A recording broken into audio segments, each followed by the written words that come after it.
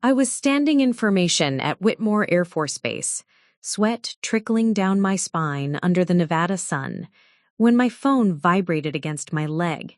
We'd just finished a grueling morning of combat readiness training, and I still had 3 hours of equipment inspections ahead of me before I could even think about heading back to my quarters.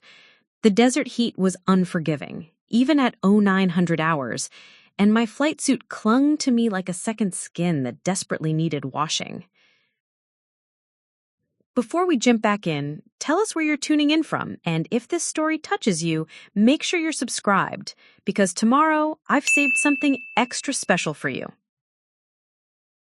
Captain Victoria Vic Hendricks, that's me, wiping dust from my aviator sunglasses as I watched the last of the F-22 Raptors taxi back to their hangars. The roar of jet engines had become white noise after 6 years of service, but today something felt different.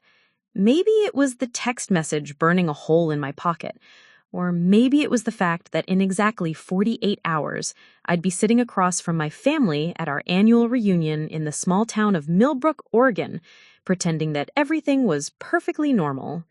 The message was from my older sister, Cassandra. We'd been texting sporadically about the reunion details.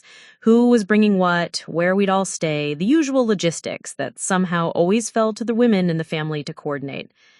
But her latest message had arrived with a tone that made my jaw clench, even before I had fully processed the words. Mom's asking everyone to share what they've been up to this year. Try to make your military thing sound more substantial. Like, maybe focus on the training programs you've completed instead of just saying you fly planes around all day. You know how Uncle Robert gets about real careers. I read it once, then twice, then a third time, hoping the words might rearrange themselves into something less insulting. Military thing.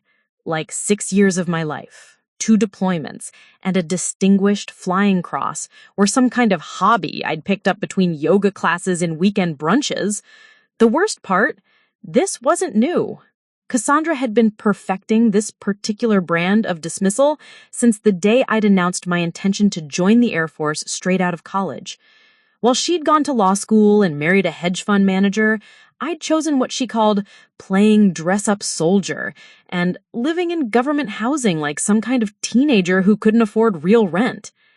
Standing there in the scorching Nevada heat, I could still hear her voice from Christmas dinner 8 months ago, wine glass tilted just so, explaining to our cousin Patricia why my career was cute, but not really sustainable for someone who wants a serious future. The irony wasn't lost on me that while Cassandra was billing clients $500 an hour for corporate contract reviews, I was one of only 12 female pilots in the entire country qualified to fly the new prototype aircraft we'd been testing. But in Cassandra's world, if it didn't come with a corner office and a 7-figure salary, it was basically summer camp for adults who couldn't figure out how to get real jobs. My phone buzzed again. Another message from her. Also, maybe don't wear your uniform to dinner on Saturday. The restaurant is pretty upscale, and you know how Dad feels about drawing attention. I almost laughed out loud. Dad, who'd never served a day in his life, but loved to tell strangers at cocktail parties about his daughter in the military, was apparently now concerned about my uniform drawing attention. The same man who'd asked me to wear my dress blues to his company Christmas party just 2 years ago because his boss liked to support the troops. But here's what Cassandra didn't know as she typed out her helpful suggestions from her climate-controlled corner office in downtown Portland. Here's what none of them knew as they planned their weekend of passive-aggressive family bonding and carefully orchestrated small talk. 3 days earlier, I'd received a call that changed everything.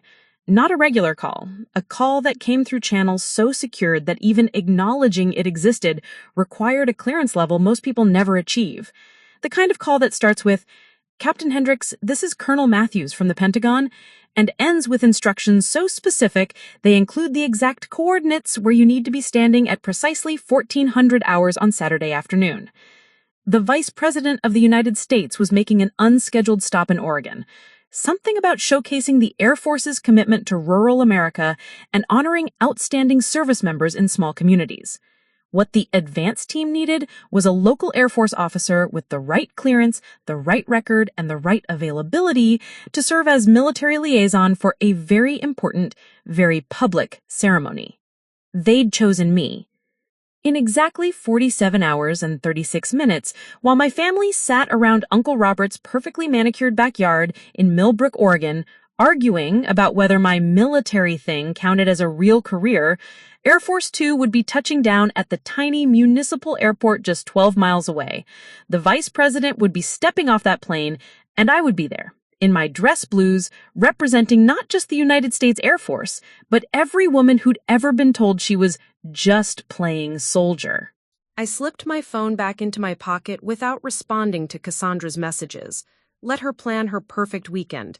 Let her worry about upscale restaurants and drawing attention, because in less than 2 days, when that massive blue and white aircraft with United States of America painted across its fuselage came thundering over our family reunion, everyone would finally understand exactly what kind of soldier I'd been playing at being.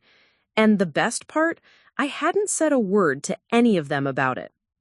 Preparing and narrating this story took us a lot of time, so if you are enjoying it, subscribe to our channel. It means a lot to us.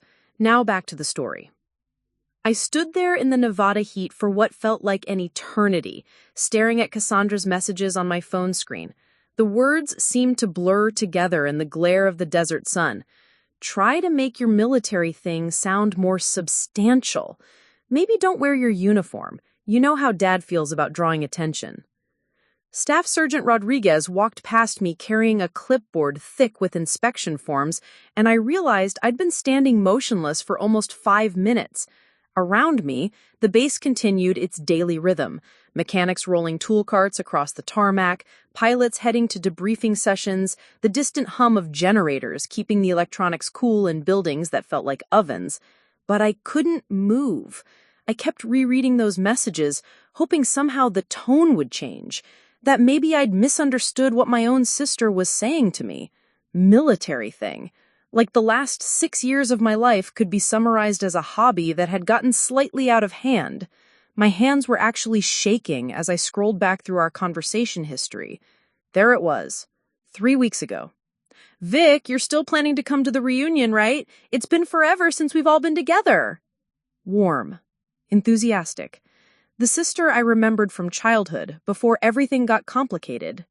Then, 2 weeks ago, Mom wants to do a family photo this year.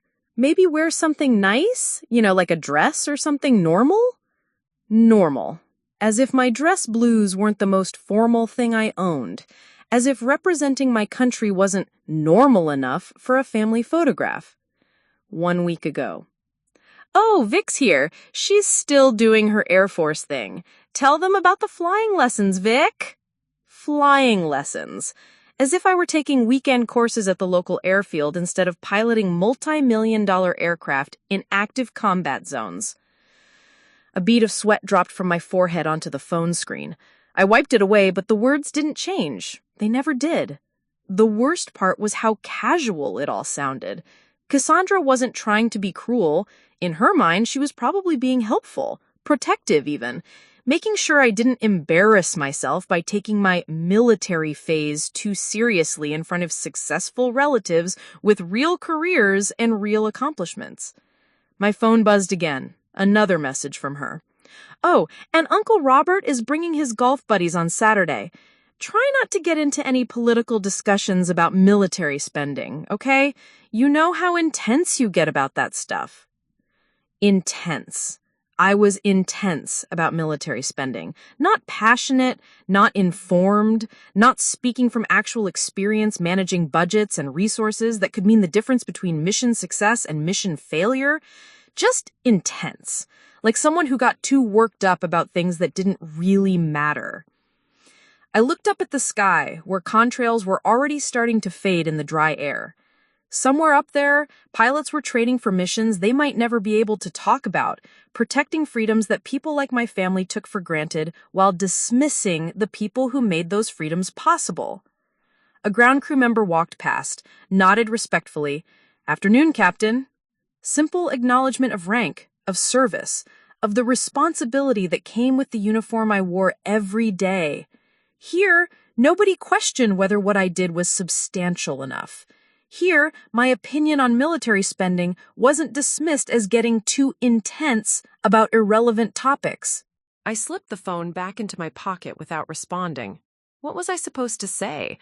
Actually, Cassandra, in 45 hours, the vice president is going to land practically in Uncle Robert's backyard, and I'm going to be the one greeting him on behalf of the United States Air Force.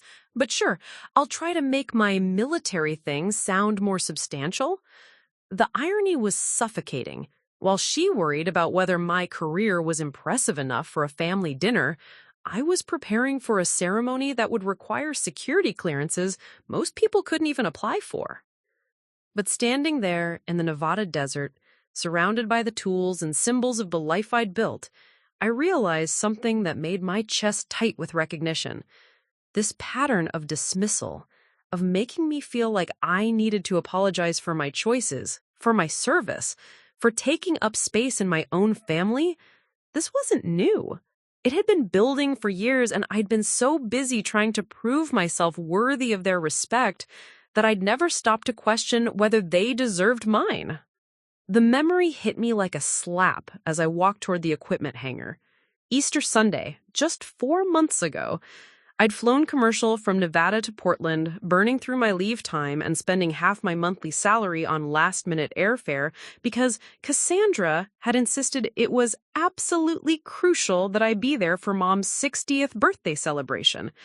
I'd arrived in my dress uniform, not because I wanted to show off, but because I'd come straight from a ceremony honoring fallen airmen and hadn't had time to change. The moment I walked into Cassandra's pristine suburban home, with its marble countertops and fresh orchids arranged just so, I knew I'd made a mistake. "Oh, Vic's here," Cassandra had announced to the room full of relatives and family friends, her voice pitched just a little too high. "Look, everyone, she's wearing her costume." Costume. Not uniform. Costume. Like I was a child playing dress-up for the entertainment of adults with real jobs and real responsibilities. I'd forced a smile and accepted the lukewarm hug she offered, trying to ignore the way Uncle Robert's golf buddies were staring at me like I was some kind of military recruitment poster come to life. One of them, a man named Garrett, who owned several car dealerships, actually laughed out loud. "Well, well, if it isn't G.I. Jane herself. Tell me, sweetheart, do they let you play with the big boy toys, or do you just serve coffee in the pilot's lounge?" The room went quiet for exactly 3 seconds before Cassandra jumped in with a nervous laugh. "Garrett, you're terrible.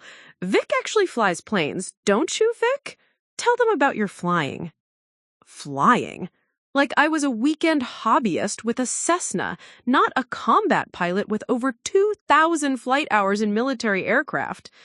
But I'd played along, as I always did, because making waves at family gatherings was apparently worse than letting some civilian mock my service. "I fly F-22 Raptors," I'd said simply. Garrett had snorted. "Those cost, what, $100 million each? They actually trust you with that kind of equipment?" Before I could respond, Cassandra's husband Derek had stepped in with what he probably thought was helpful information.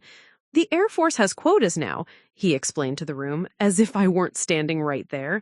"They have to include a certain number of women, even if they're not quite ready for the advanced positions. It's all about diversity metrics." Diversity metrics. Not skill, not training, not the fact that I graduated 3rd in my pilot training class or that I'd successfully completed 3 combat deployments, just diversity metrics, like I was a checkbox on some bureaucrat's spreadsheet. The worst part? Nobody had contradicted him. Not Cassandra, not my parents, not a single person in that room. They'd just nodded along like Derek's explanation made perfect sense, like of course the only way I could have earned my position was through some kind of affirmative action program. I'd excused myself to the bathroom and spent 10 minutes staring at my reflection in Cassandra's designer mirror, wondering why I kept subjecting myself to this. When I'd returned to the party, the conversation had moved on to Derek's latest real estate acquisition and Cassandra's upcoming partner track review at her law firm. My service, my career, my life, already forgotten, filed away under Vic's little military phase. But that wasn't even the worst incident. That honor belonged to Memorial Day weekend, just 2 months later.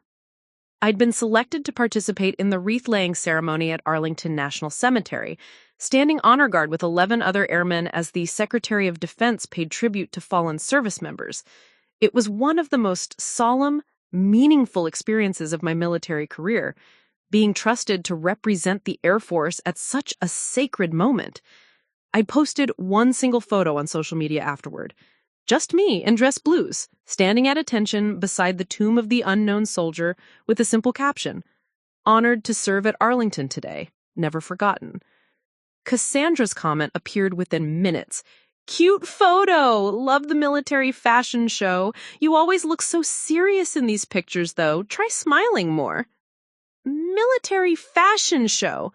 A ceremony honoring dead soldiers, and she'd called it a fashion show? I'd stared at my phone in disbelief, sitting in the airport waiting for my flight back to Nevada, surrounded by other service members who had participated in the ceremony. Some of them had been crying during the wreath-laying, thinking about friends they'd lost in combat. And my sister thought it was a photo opportunity for military fashion. I deleted her comment without responding, but the damage was done. Every time I saw that photo afterward, instead of remembering the honor of representing my country, I heard her voice calling it a fashion show. Then there was the incident from just 6 weeks ago that had really crystallized everything. I'd been selected for a joint training exercise with NATO allies in Germany, a huge honor that required top-secret clearance and represented years of specialized training. The mission details were classified, but I'd been allowed to mention that I'd be working with international partners on advanced defense protocols. I'd called home to let my parents know I'd be out of contact for 3 weeks, and Mom had immediately put me on speakerphone so Cassandra could hear the conversation. "That sounds exciting, honey," Mom had said, "like a work trip." "It's not really a work trip," I'd tried to explain. "It's a multinational training exercise. I'll be representing the United States Air Force alongside pilots from 12 other countries." "Oh, like summer camp?" Cassandra had chimed in from across the room. "Remember when you went to that leadership camp in high school? This sounds similar. Are there going to be team-building exercises and trust falls?" Team-building exercises. I was being deployed to coordinate with NATO allies on defense strategies that could impact global security, and she thought it was like high school summer camp? "Cassandra," I'd said carefully, "this is military training, advanced combat protocols. It's not summer camp." "Well, it sounds fun either way," she'd replied dismissively. "Just don't get too caught up in all the war games stuff. Remember, it's not real life." Not real life? Tell that to the pilots who'd been shot down over hostile territory. Tell that to the families of airmen who died protecting convoys in Afghanistan. Tell that to every service member who'd given their life defending the freedom that allowed Cassandra to sit in her comfortable home and dismiss their sacrifice as war game stuff. Standing in the Nevada heat, these memories crashed over me like a wave. 3 separate incidents in 4 months, each one a perfect example of how my family had systematically diminished everything I'd worked for, everything I'd achieved, everything I'd risked. I pulled out my phone and looked at Cassandra's latest messages again. The pattern was crystal clear now. This wasn't about her trying to help me fit in at the reunion. This was about her need to keep me in the box she'd built for me. The little sister who was playing soldier, who needed guidance about appropriate career goals, who should be grateful for any attention from successful relatives with real accomplishments. The irony was staggering. In less than 43 hours, I'd be standing at attention as Air Force 2 touchdown, representing everything they claimed wasn't substantial enough for a family dinner. And they had absolutely no idea what was coming. The deeper I dug into these memories, the more I realized this stretched back years before I'd even put on the uniform. It started in college, actually, the day I'd announced my decision to join the Air Force during my senior year. I was home for Thanksgiving break, 2017. Cassandra had just passed the bar exam and was being courted by 3 different law firms in Portland. The whole family was gathered around Mom's dining room table, the one with the good china that only came out for holidays, when I'd finally worked up the courage to share my plans. "I've decided to commission as an officer in the Air Force," I said during dessert, trying to sound confident despite the way my voice shook slightly. "I've already started the application process, and my recruiter thinks I'm a strong candidate for pilot training." The silence that followed lasted exactly long enough for Uncle Robert to finish chewing his pie. Then Cassandra had set down her fork with that particular careful precision she used when she was about to deliver what she considered helpful guidance. "Vic, sweetheart, you know that's not really a career path for someone with your potential, right? You graduated summa cum laude with a degree in aerospace engineering. You could work for Boeing or NASA or any number of private companies that would actually value your education." "The military will value my education too," I countered, but she'd already moved into full lawyer mode. "Think about this logically," she had continued, addressing the entire table as if they were a jury she needed to convince. "The military is fine for people who don't have other options, but Vic has options, real options. She could be making 6 figures within 5 years in the private sector." Mom had nodded thoughtfully, as if this was the most reasonable analysis she had ever heard. "Cassandra has a point, honey. You've worked so hard in school. Wouldn't it be a shame to waste that on something so uncertain?" Uncertain. Like serving my country was equivalent to joining a traveling circus or starting a garage band. Dad had been quiet until then, but he finally looked up from his coffee. "What about stability, Vic? Marriage prospects? It's hard to build a normal life when you're moving around constantly, living on base, dealing with all that military rigidity." Normal life. As if the only life worth living was one that looked exactly like theirs: suburban house, corporate job, 2.5 children, and a retirement plan that centered around golf and cruise ships. But it was Derek, Cassandra's then boyfriend, who delivered the killing blow.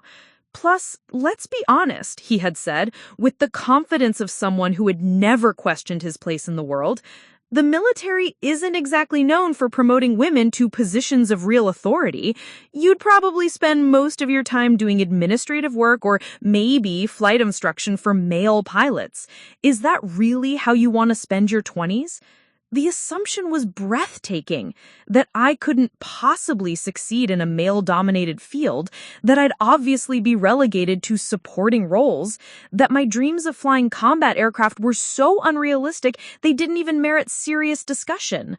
I'd tried to argue, to explain that the Air Force was actively recruiting qualified women for pilot positions, that I'd already spoken with female officers who'd shattered every stereotype Derek was casually throwing around. But the more I talked, the more they looked at me with that mixture of pity and concern that said they were dealing with someone who'd clearly lost touch with reality. Cassandra had finally ended the discussion with what she probably thought was a compassionate compromise. "Why don't you take some time to really think about this? Maybe talk to a career counselor. I'm sure once you do some real research, you'll see that there are much better ways to use your talents." Real research. As if I hadn't spent months studying military career paths, talking to recruiters, connecting with female pilots who were doing exactly what I dreamed of doing. As if her 15-minute Google search about military life was more valuable than my year of careful investigation and planning. That was the first time I'd felt it. That specific brand of dismissal that would become so familiar over the years. Not outright rejection, but something more insidious. the gentle, persistent suggestion that I was making a mistake, that I was too naive to understand the real world, and that people who loved me needed to save me from my own poor judgment. The pattern continued through basic training. When I'd called home during my few authorized phone breaks, exhausted but exhilarated by the challenges I was conquering, Cassandra's questions always focused on whether I was adjusting okay and making friends, like I was at sleepaway camp instead of undergoing rigorous military conditioning. "Are the other girls nice to you?" she'd asked during one call, as if my fellow trainees were sorority sisters instead of future officers preparing to defend their country. When I'd tried to describe the leadership exercises, the tactical training, the sense of purpose and camaraderie I was discovering, her responses were always variations of, "That's nice, honey," followed immediately by updates about her law firm interviews or Derek's promotion prospects. During officer candidate school, I'd sent home photos of our graduation ceremony, me receiving my commission, taking the oath of office, officially becoming a second lieutenant in the United States Air Force. Mom had framed one photo and put it on the mantle, right next to Cassandra's law school graduation picture. But somehow, my military commission always felt like the consolation prize in that arrangement. The real turning point had come during pilot training. I'd been selected for the F-22 program, one of only 36 pilots chosen that year from thousands of applicants.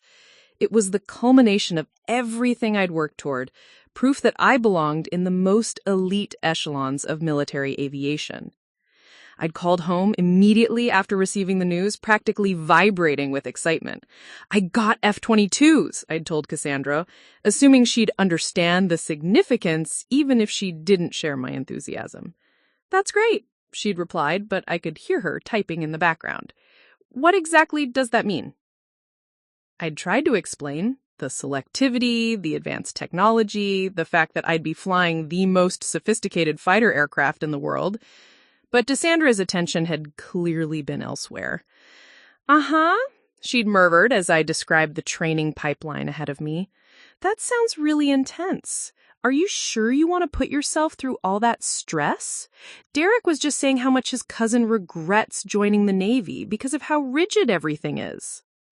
Rigid, stressful, not challenging, not prestigious, not an incredible honor that most pilots could only dream of achieving, just another example of my poor decision-making that was causing unnecessary complications in my life. The worst part was how she'd ended that conversation. "Well, I'm proud of you for sticking with it this long," she'd said, as if my military career were a difficult phase I was courageously enduring, rather than a calling I was passionately pursuing. Patience for structure and rule following, like I was a kindergartner who deserved praise for sitting still during story time.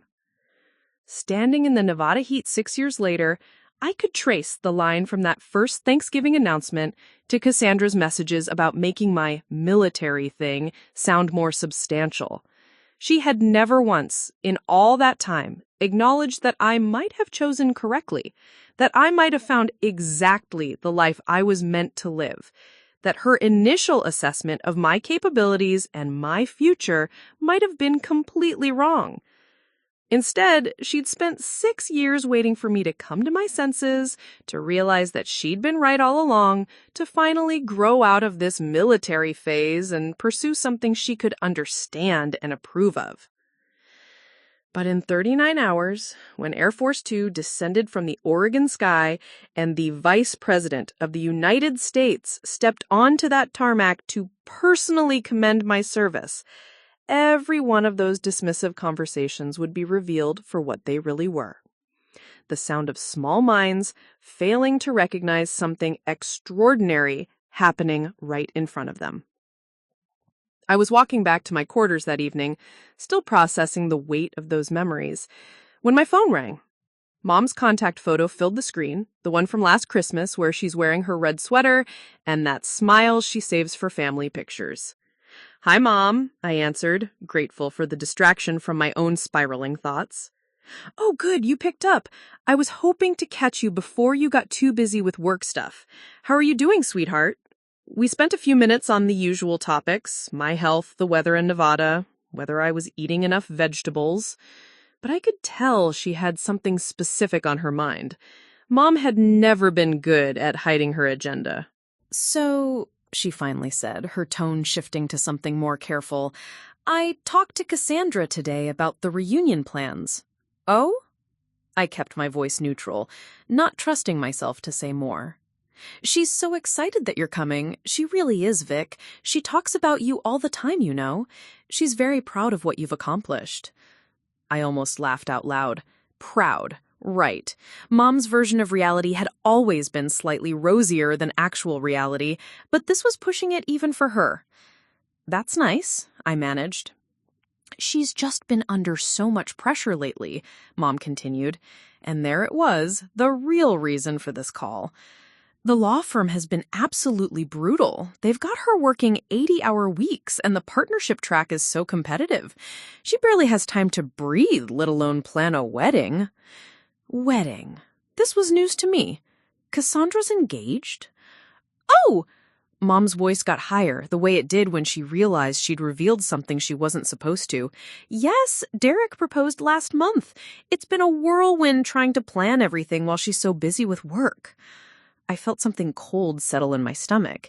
Cassandra was engaged and hadn't told me. Not a text, not a call, not even a social media announcement that I might have seen by accident. Her little sister getting engaged was apparently not worth a 30-second phone call. When's the wedding? I asked, though I was pretty sure I already knew the answer. Well, that's the thing, Mom said, her voice getting even more careful. They're thinking about a destination wedding. Something small and intimate. You know how expensive these things get, and with Derek's student loans and Cassandra's partnership track requirements. Small and intimate. Code for, you're not invited, but we don't want to say that directly. Plus, Mom continued, clearly warming to her explanation, Cassandra's been so stressed about money lately. The partnership evaluation is coming up, and if she doesn't make it this round, she'll have to start over somewhere else. And Derek's been applying for senior analyst positions, but the market is so competitive right now. I listened to her ramble about financial pressures and career stress, and slowly, pieces started clicking into place. This wasn't really about wedding planning or partnership tracks. This was something deeper, something that had been building for years. Mom, I interrupted gently, is Cassandra okay? I mean, really okay? There was a long pause. Too long. She's fine, Mom said finally, but her voice had lost that artificial brightness.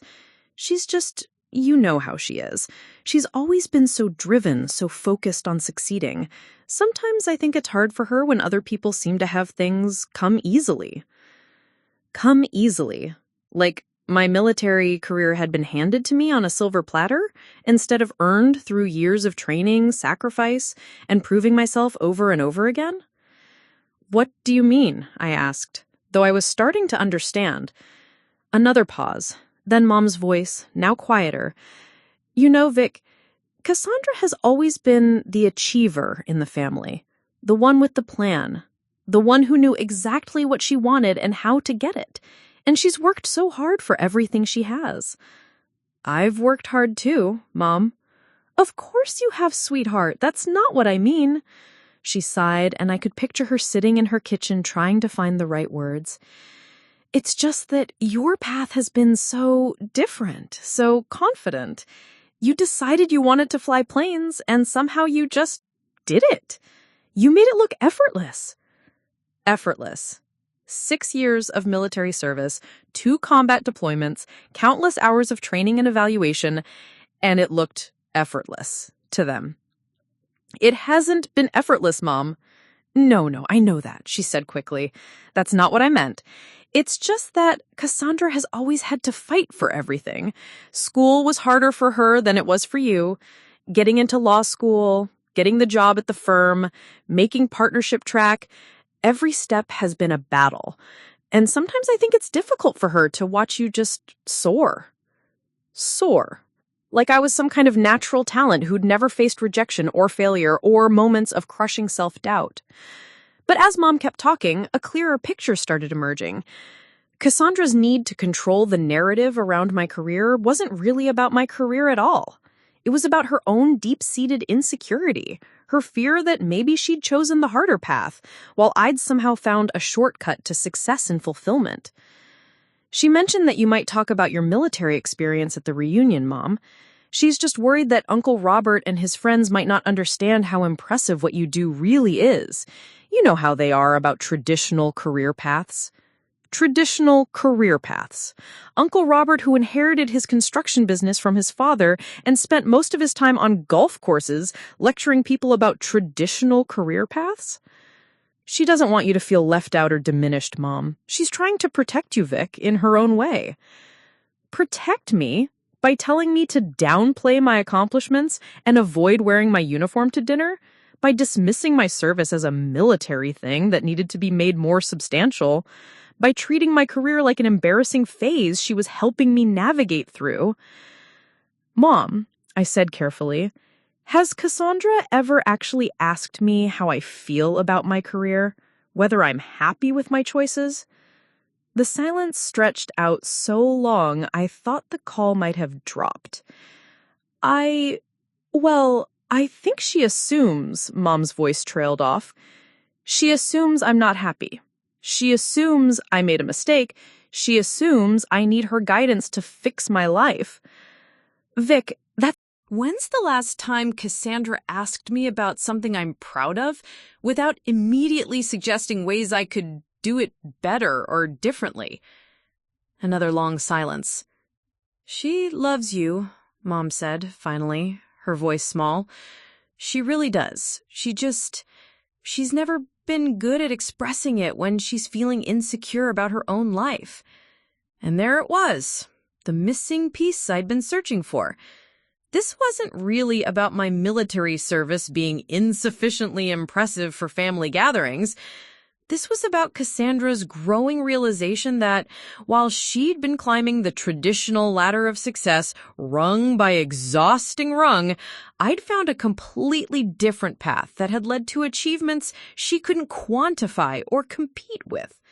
My classified missions, my security clearances, my access to technology and operations she'd never even heard of. None of it fit into her framework of what success looked like. And instead of expanding her framework, she'd decided that my success must be somehow less real, less valuable, less worthy of recognition. The phone call with Mom ended a few minutes later with promises to see each other soon and reminders to drive safely to Oregon. But as I hung up, I felt something shift in my chest. Not forgiveness, not yet, but understanding. Cassandra's dismissal of my career wasn't really about me at all. It was about her own fears, her own struggles, her own inability to measure her worth without diminishing someone else's. And while that didn't excuse years of belittling comments and systematic dismissal, it did explain them. It also made what was about to happen at the reunion even more significant. Because in 36 hours, when Air Force 2 appeared in the Oregon sky, Cassandra would be forced to confront the reality that her little sister's military thing was substantial enough to warrant a personal visit from the Vice President of the United States. And maybe, just maybe, that moment of reckoning would finally shatter the framework she'd built to protect her own fragile sense of superiority. I set my phone down on the small desk in my quarters and stared at the blank wall for a long moment. The conversation with Mom had crystallized something that had been building in my chest for hours, maybe years. Understanding Cassandra's motivations didn't make her behavior acceptable, it just made it predictable. For 6 years, I'd been playing defense, explaining myself, justifying my choices, trying to prove that my military career was worthy of respect. I'd been so focused on earning their approval that I'd never stopped to question whether their approval was worth earning. A knock on my door interrupted my thoughts. "Come in," I called. Lieutenant Sarah Chen stepped inside, still in her flight suit from the afternoon training session. Sarah and I had gone through pilot training together, and she was one of the few people on base who knew about my family's attitude toward my career. "Hey," she said, dropping into the chair across from my desk. "You look like someone just told you your leave got canceled. Everything okay?" I gestured to my phone. "Family drama. Same as always." Sarah raised an eyebrow. "Let me guess, your sister's giving you helpful career advice again?" I almost smiled despite myself.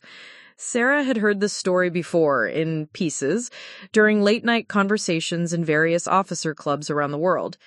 She was one of the few people who understood what it was like to excel in a field your family couldn't comprehend.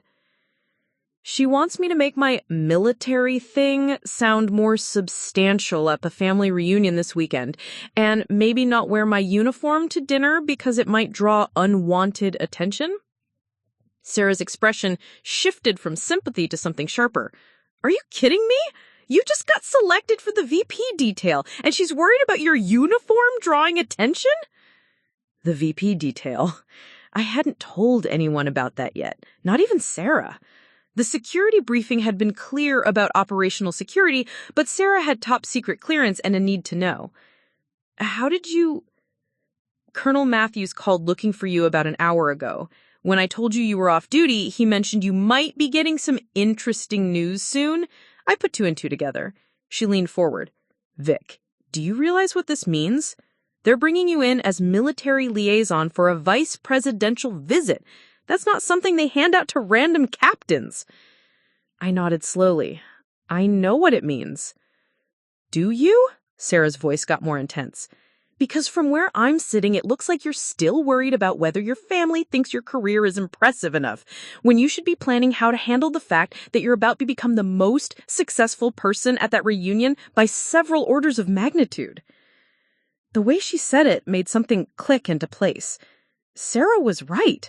I'd been so conditioned to defend my choices that I'd lost sight of what those choices had actually accomplished. While Cassandra was stressed about making partner at a mid-sized law firm at Portland, I was coordinating security protocols for the Vice President of the United States. "You know what the real problem is?" Sarah continued. "You've been letting them set the terms of engagement for years. They decide what counts as success, what's worthy of respect, what deserves attention at family dinner. When did you agree to play by their rules?" I'd never thought about it that way before. When did I agree that Cassandra's definition of success was the one that mattered? When did I accept that Uncle Robert's opinion carried more weight than the assessment of my commanding officers? When did I decide that fitting into their narrow worldview was more important than standing confidently in my own accomplishments? "I've got an idea," Sarah said, a grin spreading across her face. "What if instead of downplaying your military thing, you just didn't?" "What do you mean?" I mean, what if you showed up to this reunion as exactly who you are? Captain Victoria Hendricks, Air Force pilot, with a resume that would make most people's heads spin. What if you wore your dress blues to dinner specifically because they're impressive? What if you talked about your work with the same confidence you use in briefing rooms? The suggestion was simultaneously terrifying and exhilarating. I'd spent so many years trying to make myself smaller, more palatable, more understandable to people who'd already decided my choices were wrong. What would happen if I just stopped? "They'll think I'm showing off," I said automatically. "So what?" Sarah shrugged. "You've got things worth showing off. When Derek talks about his real estate deals or Uncle Robert brags about his golf handicap, do you accuse them of being arrogant?" She had a point. The men in my family had never hesitated to discuss their accomplishments, their salaries, their professional victories. But somehow, when I mentioned my career, it was considered inappropriate self-promotion. "Plus," Sarah added with a wicked smile, "you're sitting on the biggest ace in the deck. You know something they don't know, something that's going to happen in 34 hours that will fundamentally change how everyone in that room sees you." Air Force 2.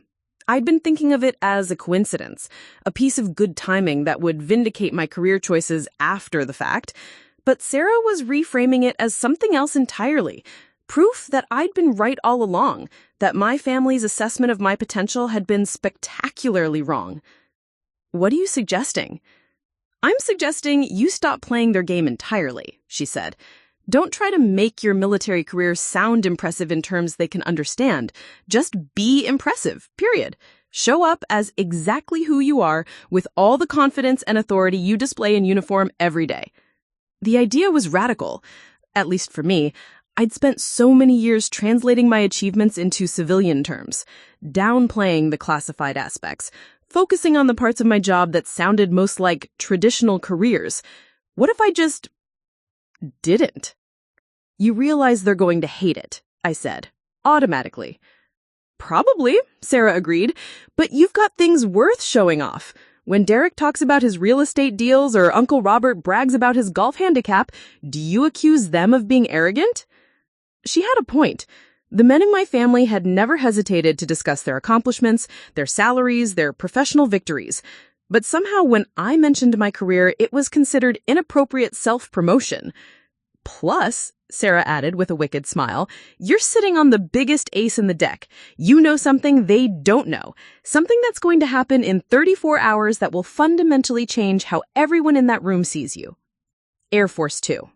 I'd been thinking of it as a coincidence, a piece of good timing that would vindicate my career choices after the fact.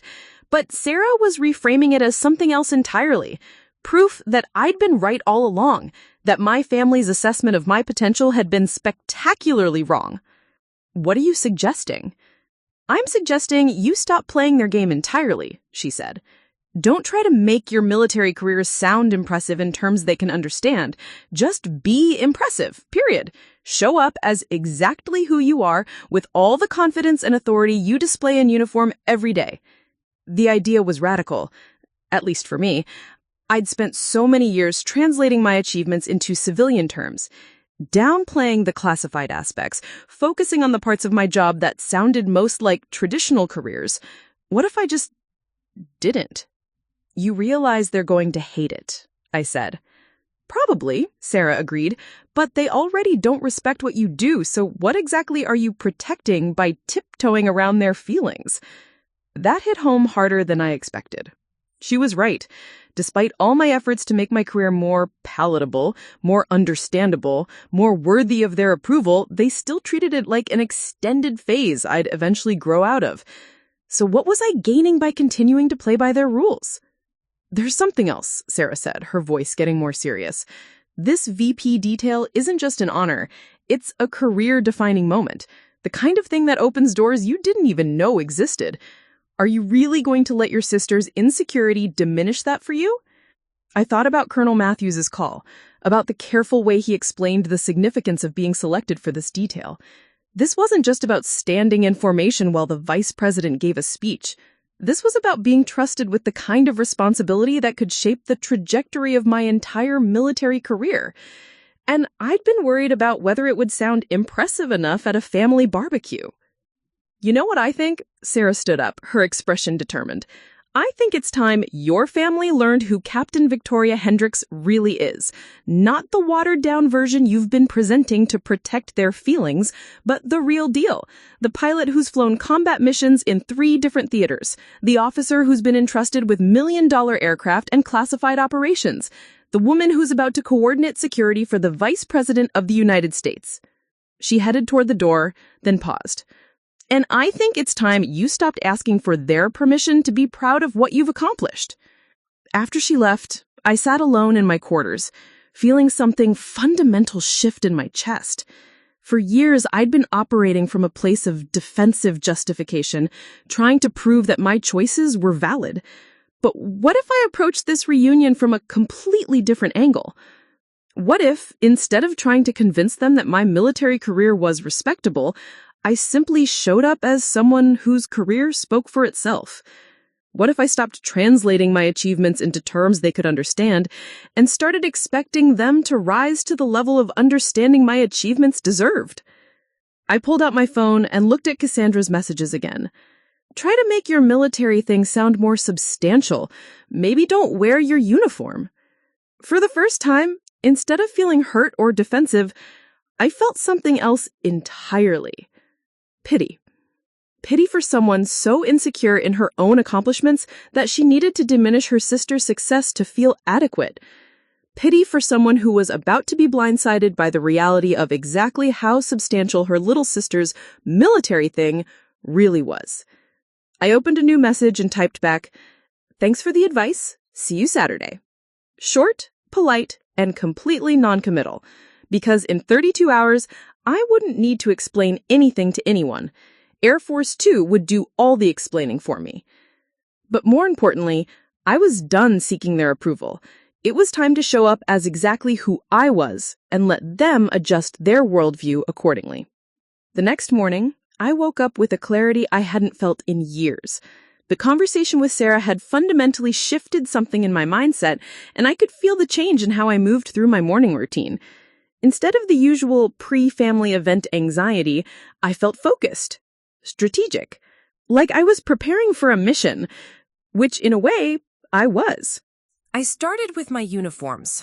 I had 3 sets of dress blues hanging in my closet, one for formal ceremonies, one for everyday wear, and one emergency backup that had never been worn. I pulled out the ceremonial set and laid it across my bed, examining every detail with the same precision I used for pre-flight inspections. The ribbons were perfectly aligned, each one representing specific achievements, deployments, and commendations. The Distinguished Flying Cross caught the morning light from my window, awarded for heroism and extraordinary achievement during a particularly dangerous mission over Syria. Cassandra had never asked what it was for. None of them had. I called the base dry cleaner to arrange for emergency pressing service. If I was going to show up as Captain Victoria Hendricks, I was going to look the part. No wrinkled uniform, no missing buttons, no detail that could give anyone an excuse to dismiss what I represented. Next, I sat down with my laptop and opened a document I'd been avoiding for months, my official military biography. Every officer above the rank of captain was required to maintain one for public affairs purposes, but I'd always found mine embarrassing to read. It seemed like bragging, listing achievements and qualifications in stark, objective terms. Now, reading it with Sarah's words fresh in my mind, I saw it differently. This wasn't bragging. This was a factual account of what I'd accomplished in 6 years of service, and it was impressive as hell. Captain Victoria J. Hendricks is a senior pilot with over 2,100 flight hours in multiple aircraft platforms, including 380 combat hours across 3 deployment rotations. She holds top secret/SCI security clearance and has been certified as mission commander for sensitive operations in contested airspace. Captain Hendricks has completed advanced training at the USAF Weapons School, NATO Joint Training Center, and the Pentagon's Emerging Leaders Program. I kept reading, seeing my career through fresh eyes. The classified missions I couldn't discuss, the international partnerships I'd helped forge, the younger pilots I'd mentored and trained, the technology programs I'd been selected to test and evaluate. When had I started thinking of all this as somehow insufficient? When had I accepted that none of it mattered unless it impressed people who'd never spent a day in uniform? I printed out 3 copies of my bio and slipped them into a folder. Not because I planned to hand them out like business cards, but because having them with me would remind me of who I actually was when the inevitable questions and dismissive comments started flying. Then I called Colonel Matthews' office to confirm the details for Saturday's ceremony. His aide, Major Thompson, walked me through the timeline with military precision. Air Force 2 will touch down at Millbrook Municipal Airport at 13:47 hours. You will need to be in position by 13:30 for the advanced team brief. The Vice President will deplane at 13:59.5, proceed directly to the ceremonial platform for remarks beginning at 1400. The entire event is expected to conclude by 14:45. Less than 2 hours, but those 2 hours would fundamentally change how my hometown and my family understood exactly what Captain Victoria Hendricks had been doing for the past 6 years. "Sir," I said, "will there be media coverage?" Affirmative. Pool reporters, local news stations, and official Air Force photographers. This is a public event designed to showcase the military's connection to rural American communities. Media coverage. which meant photographs, video footage, and news reports that would be shared across social media platforms before the vice president's plane even left Oregon airspace. By dinnertime Saturday, everyone in Millbrook would know that their local Air Force officer had been personally selected to represent the military at a vice presidential visit, including my family. I spent the afternoon coordinating travel logistics. Instead of the commercial flight I'd originally booked, I arranged for military transport to Portland.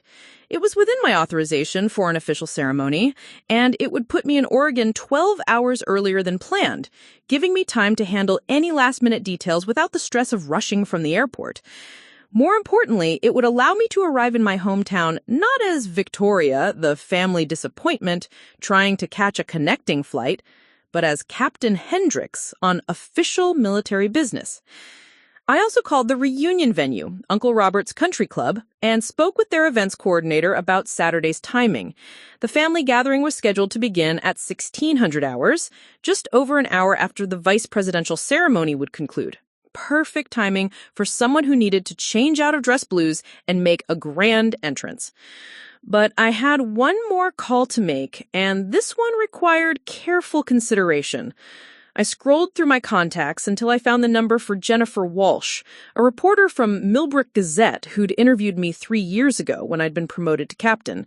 She'd written a respectful piece about local military service members, and I remembered her as someone who understood the significance of military achievements.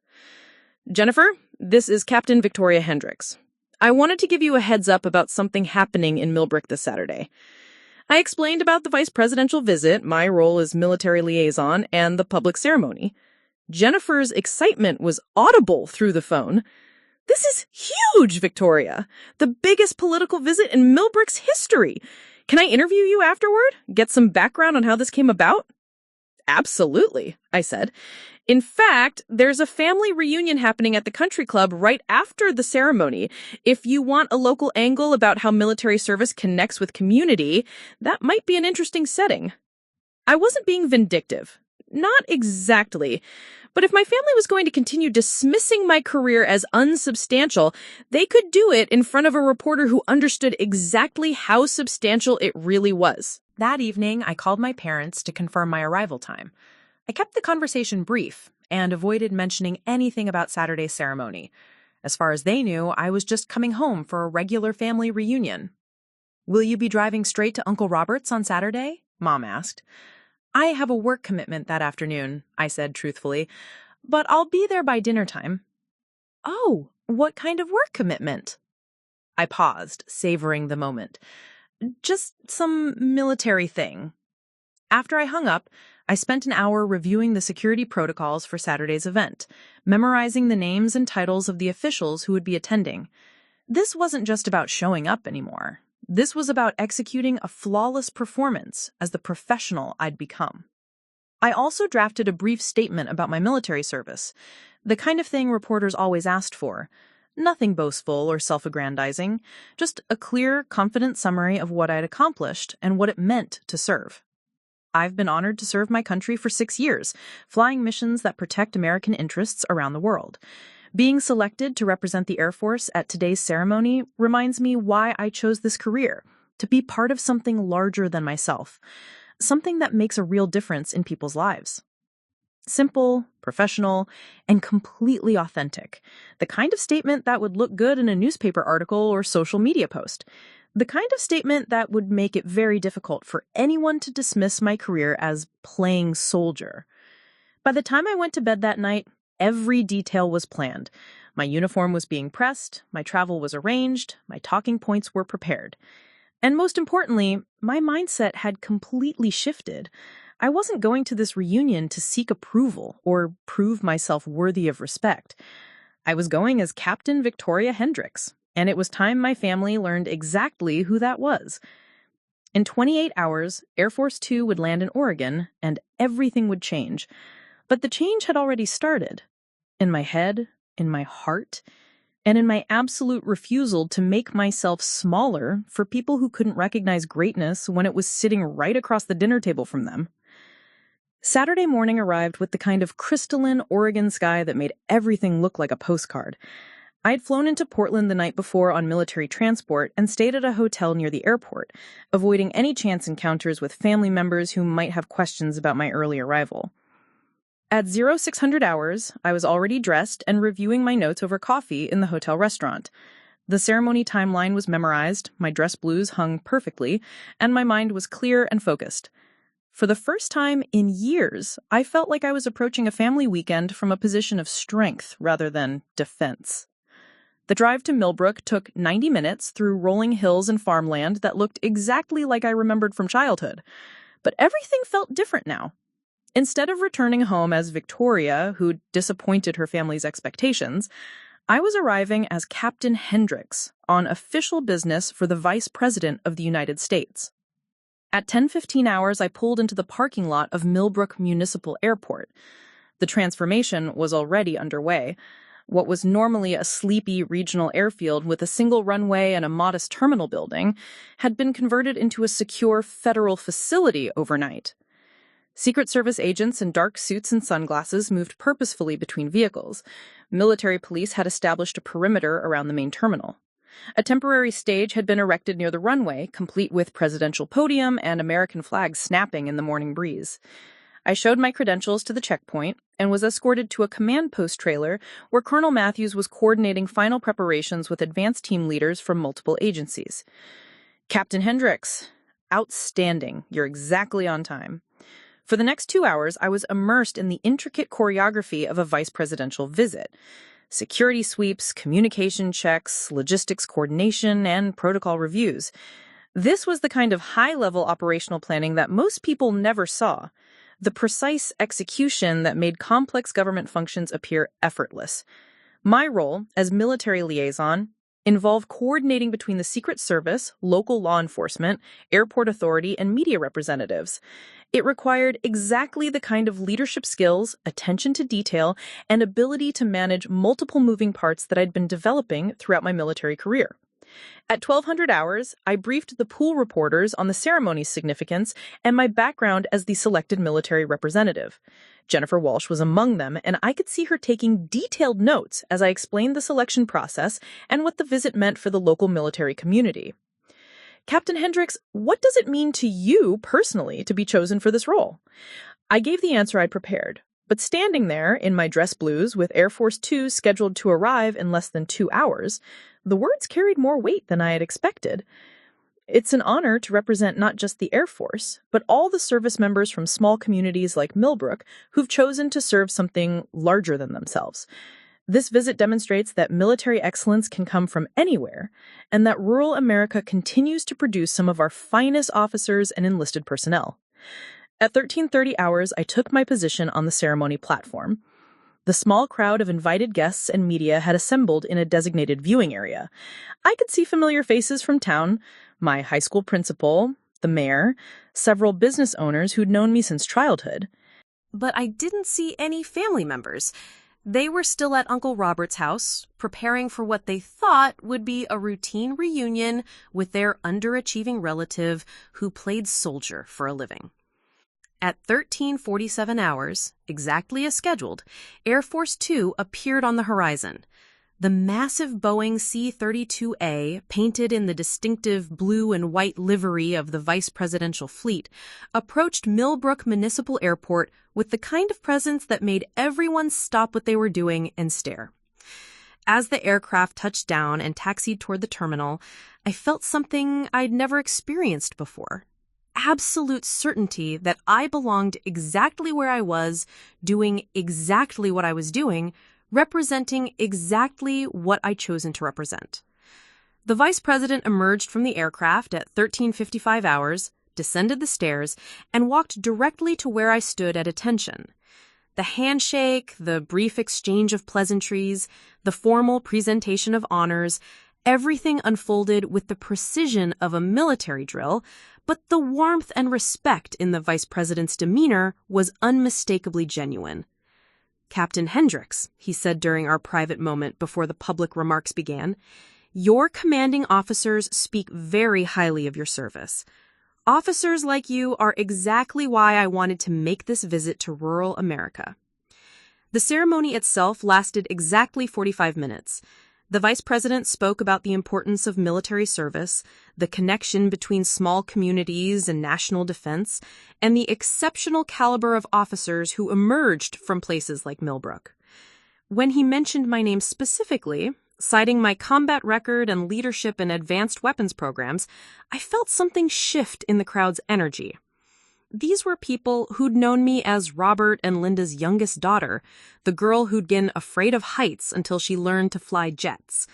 Now they were hearing the Vice President of the United States describe my military achievements in terms that made it impossible to dismiss them as anything less than extraordinary. The media coverage was immediate and extensive. Photographers captured every moment, the formal handshake, my salute as Air Force 2 departed, the brief interview I gave afterward. By 1500 hours, less than an hour after the ceremony concluded, videos and photos were already circulating on social media with captions like "Local Air Force Captain honored by Vice President" and "Millbrook's own selected for prestigious military role." Jennifer Walsh approached me as I was preparing to leave the airport. "Victoria, this is incredible. Can you give me a quote about what this means for your hometown?" I looked around at the airport, which was already being restored to its normal quiet state. In 3 hours, it would be hard to believe that the vice president had ever been here. But the impact of his visit, the validation of everything I'd worked toward, would last much longer. Millbrook has always been home, but today I think my hometown finally understands what I've been doing for the past 6 years. And I hope it inspires other young people from small towns to know that they can serve at the highest levels no matter where they come from. At 15:30 hours, I changed out of my dress blues and into civilian clothes for the family reunion. But I kept my military bearing, my confidence, and my absolute certainty about who I was and what I'd accomplished. As I drove toward Uncle Robert's country club, my phone was buzzing constantly with notifications. Text messages from fellow officers who'd seen the news coverage, social media mentions from people sharing photos of the ceremony, local news stations requesting follow-up interviews. But most satisfying were the calls from family friends and Millbrook residents who'd witnessed the ceremony and wanted to express their pride.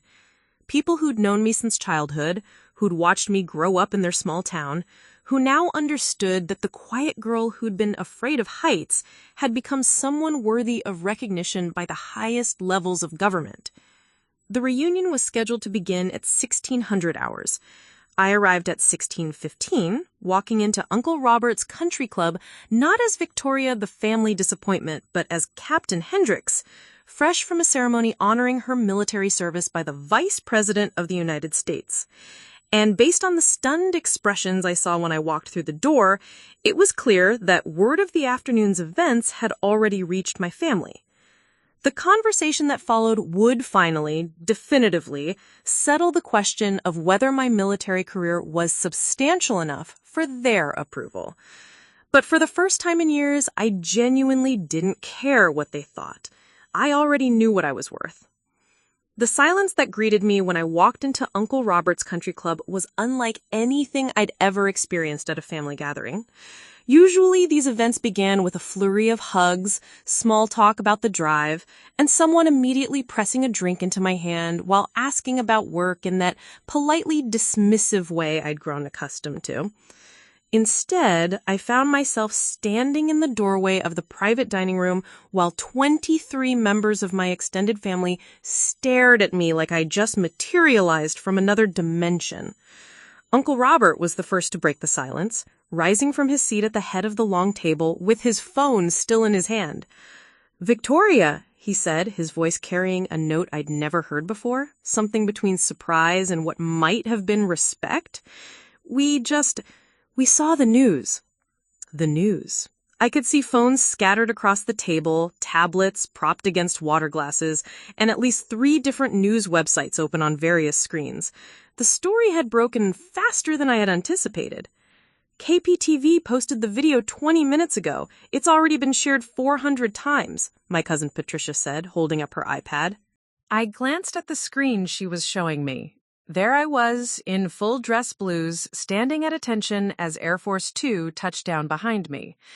The headline read, "Millbrook native serves as military liaison for vice presidential visit." Below that, a subheadline that made my chest tight with vindication. Captain Victoria Hendricks selected for prestigious role in rare rural America visit. The Oregonian picked it up too, added Tevin, Cassandra's brother-in-law, scrolling through his phone. And Oregon Public Broadcasting, they're calling it the most significant political visit in Millbrook's history. I could see Cassandra at the far end of the table, her face pale, her usually perfectly controlled expression showing cracks of something I couldn't quite identify. She wasn't looking at me. She was staring at her own phone, scrolling through what appeared to be an endless stream of social media notifications. Mom stood up abruptly, knocking her chair back slightly in her haste. "Honey, why didn't you tell us? We had no idea this was happening today." "I mentioned I had a work commitment," I said simply, accepting the hug she offered, but noting how different it felt from her usual greetings. There was a deference in it now, a careful respect that hadn't been there before. "A work commitment?" Dad repeated, shaking his head slowly. "Victoria, the Vice President of the United States mentioned your name on live television. He talked about your combat record, your leadership in weapons programs. When were you going to tell us about any of this?" Before I could answer, Derek burst through the dining room doors, clearly having rushed from wherever he'd been when the news broke. "Did you guys see Channel 8? They're running the story every 15 minutes. Victoria's picture is on the homepage of 3 different news websites." He thrust his phone toward me, showing a photo that one of the pool photographers had captured. It was a good shot.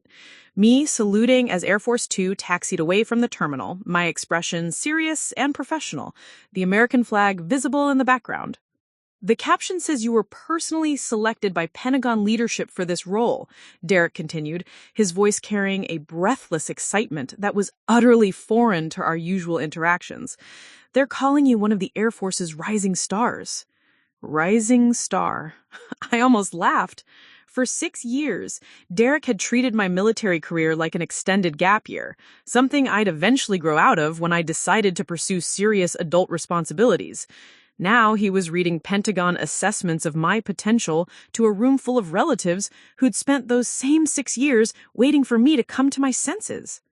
Aunt Margaret, Uncle Robert's wife, was holding her phone at arm's length, squinting at the screen. "There's a video of your interview too, dear. You sound so authoritative." Authoritative, as opposed to the confused young woman they'd been expecting to guide toward better career choices. "My God, Victoria," said Uncle Robert, settling back into his chair with a heavy sigh. "I had no idea. When you said you flew planes, I thought you meant something different.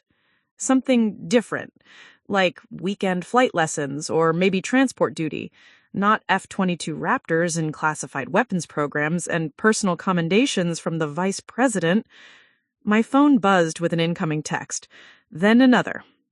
Then a rapid succession of notifications that made it impossible to ignore. I glanced at the screen and saw messages from colleagues, former classmates, and people I hadn't heard from in years. "Holy shit, Vic! Saw you on the news with the VP." From a pilot I'd trained with in Texas. "You're famous! My mom just called me because she saw you on Oregon Live." From a college friend. "Captain Badass! When were you going to mention you were coordinating VPOTS visits?" From Sarah Chen, followed immediately by 3 fire emojis and an American flag. But it wasn't just individual messages. My social media notifications were exploding with tags, shares, and comments on posts I didn't even know existed. The official Air Force Facebook page had shared photos from the ceremony. The local Chamber of Commerce had posted a proud hometown announcement. Someone had created a hashtag Millbrook Proud, that was already trending in Oregon. "Victoria," Cassandra's voice cut through the room's excited chatter. She was standing now, her phone clutched in her hand, her expression unreadable. "Can we talk privately for a minute?" The room went quiet again. Everyone could sense the tension, the weight of whatever conversation was about to happen between the sisters who'd been circling each other's accomplishments for years. "Of course," I said, following her out to the country club's covered patio. She closed the door behind us and leaned against it, as if she needed the support. For a long moment, she just looked at me, her carefully constructed composure finally cracking. I had no idea about any of it. The security clearances, the weapons programs, the level of what you've been doing. I waited. This felt like a moment that required her to work through whatever she was processing. My phone hasn't stopped buzzing for the last hour. Partners at my firm, clients, law school friends, everyone is sending me links to articles about my sister, about Captain Victoria Hendricks, the Air Force pilot who just coordinated a vice presidential visit. She pulled up something on her phone and showed me the screen. It was a LinkedIn post from someone at her law firm. Proud to work alongside Cassandra Hendricks, whose sister, Captain Victoria Hendricks, was just honored by VP for her distinguished military service. Amazing family. 37 people have liked this post in the last 20 minutes, Cassandra said, her voice hollow. 37 people from my professional network now know that my little sister, the one I've been telling everyone is going through a military phase, just got personal recognition from the Vice President of the United States. I could see where this was heading, but I let her continue. I've been getting congratulatory messages all afternoon, people saying how proud I must be, how amazing it is to have a hero in the family, how impressive your military career must be. She looked up at me, and I could see tears starting to form in her eyes. And I realized I don't know how to respond to any of them because I genuinely don't know anything about what you actually do. The admission hung between us like a bridge I could choose to cross or burn. For 6 years, she whispered, I've been treating you like you were playing dress-up when you were actually becoming someone extraordinary. And now everyone in my professional world knows that I'm the sister who didn't understand what she was looking at. My phone buzzed again. Another text, another share, another piece of evidence that the story of today's ceremony was spreading far beyond Millbrook, far beyond Oregon, into circles and networks that would reshape how everyone who knew me understood exactly what Captain Victoria Hendricks had accomplished. But standing on that patio, looking at my sister's crumbling facade, I felt something unexpected. Not triumph, but a profound sense of peace. The external validation was gratifying, certainly. Seeing my family finally understand the scope of what I had accomplished, watching Uncle Robert struggle to reconcile his dismissive comments with Pentagon assessments of my potential, all of that felt good in ways I'd imagined for years.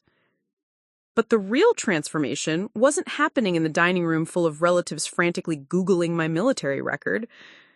It was happening inside me, in the quiet space where I'd finally stopped needing their approval to know my own worth.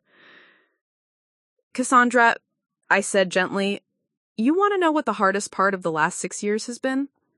She nodded, wiping out her eyes with the back of her hand. It wasn't the deployments, or the training, or even the combat missions. It was coming home to family gatherings and pretending that your opinion of my career mattered more than the opinion of my commanding officers. It was translating my achievements into terms you could understand, instead of expecting you to rise to the level of understanding they deserved. I could see her processing this, the implications sinking in. I've been classified as mission critical for operations I can't even tell you about. I've flown alongside NATO allies in joint exercises that could determine the future of international security. I've been trusted with equipment worth more than most people's houses and given responsibility for decisions that could impact global defense strategies. And I spent 6 years wondering why none of that seemed impressive enough for a family barbecue. The sliding door opened behind us and Jennifer Walsh stepped onto the patio with her camera operator. Captain Hendricks, sorry to interrupt, but could we get a quick family shot for the follow-up story? The hometown angle is really resonating with our readers. I looked at Cassandra, whose face had gone pale at the sight of the camera. This is my sister Cassandra. She's a partner track attorney at Morrison & Associates in Portland. Wonderful, Jennifer's face lit up. A military hero and a successful lawyer. What an accomplished family. Cassandra, you must be incredibly proud of your sister's achievements. The question hung in the air like a challenge. I could see Cassandra calculating, trying to figure out how to respond in a way that wouldn't reveal the truth about our relationship. This was her moment to publicly claim pride in accomplishments she'd spent years dismissing. I am, she said finally, her voice carefully controlled.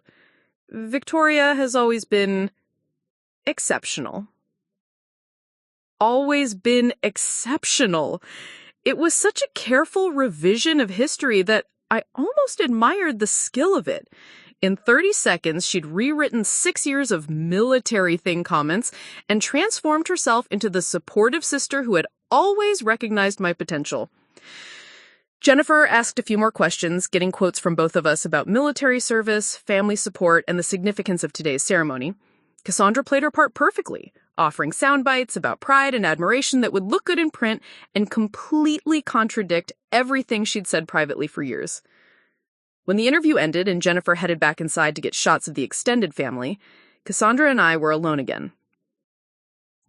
"Thank you," she said quietly, for letting me save face in there. I studied her carefully. "Is that what you think just happened? Didn't it?" I shook my head. "Cassandra, I didn't let you do anything. I introduced you as a successful attorney because that's what you are. I didn't mention our history because it's not relevant to anyone but us. And you gave quotes about being proud of me because that's what any reasonable person would say when asked about their sister's military service on camera." "What I'm telling you," I continued, "is that your public response was completely normal. The problem is that your private response has been completely abnormal for 6 years." That landed harder than I'd expected. I could see it in her face, the recognition that her dismissive attitude toward my career wasn't just sibling rivalry or helpful guidance. It was an aberration, something so far outside normal family dynamics that she'd had to completely reinvent her position and confronted with public scrutiny. "I never meant to," she started, then stopped. "I thought I was protecting you." "From what?" "From disappointment, from choosing something that wouldn't give you the life you deserved." It was an honest answer, probably more honest than she'd intended to be, and it revealed something I'd suspected but never had confirmed. Cassandra's dismissal of my career had never really been about my career at all. It had been about her own fear of watching someone she loved make choices she couldn't understand or control. "The life I deserved," I repeated. "According to who?" She didn't answer, which was answer enough. My phone buzzed with another notification. This one was from the Pentagon's official social media account.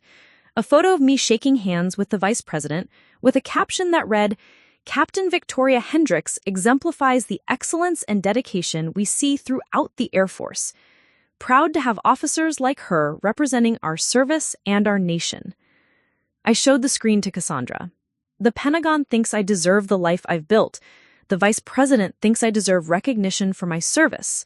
My commanding officers think I deserve increased responsibility and advanced assignments.